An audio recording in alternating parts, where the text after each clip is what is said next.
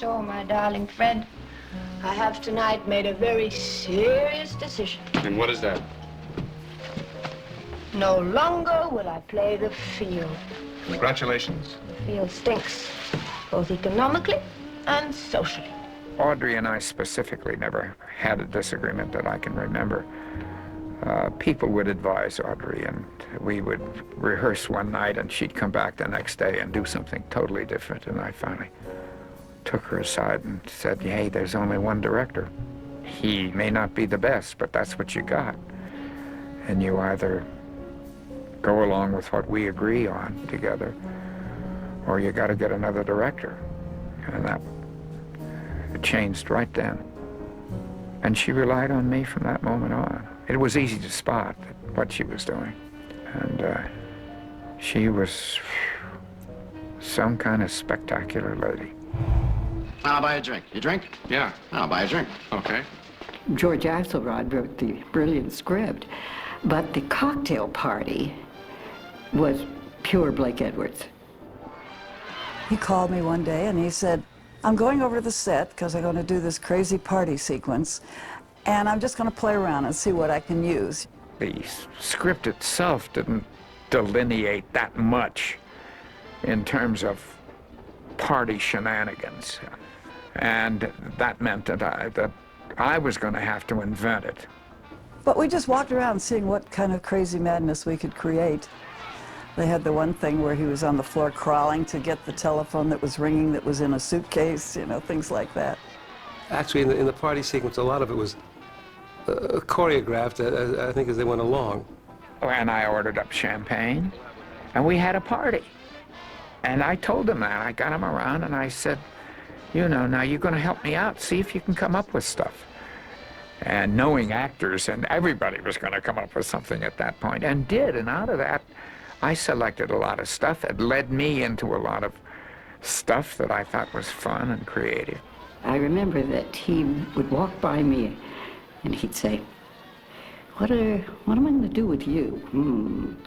And about the second or third day, he comes by and he said, I know.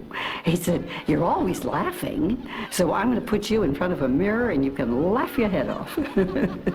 Then he dreamed up a crazy thing with another actor, and he said, why don't you two, I'm going to do a big close-up, and you two be arguing.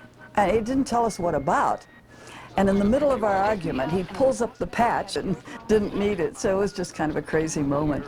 And then, 2 or 3 days later, he said, you know, by now I think she might have a crying jag. I said, yeah. And he said, okay, go for it. And we really just had a party. Had it been otherwise, I think it would have taken 2 weeks. And it didn't take anything like that. You heartbreaker, wherever you're going, I'm going your way too. Well, I was really quite amazed that she was able to pull that off. I didn't know she sang. Nobody knew. See the world, there's such a lot of world to see. When I saw the film for the first time with an audience, we were in preview, and the head of the company then said, well, I'll tell you one thing, we can get rid of that song.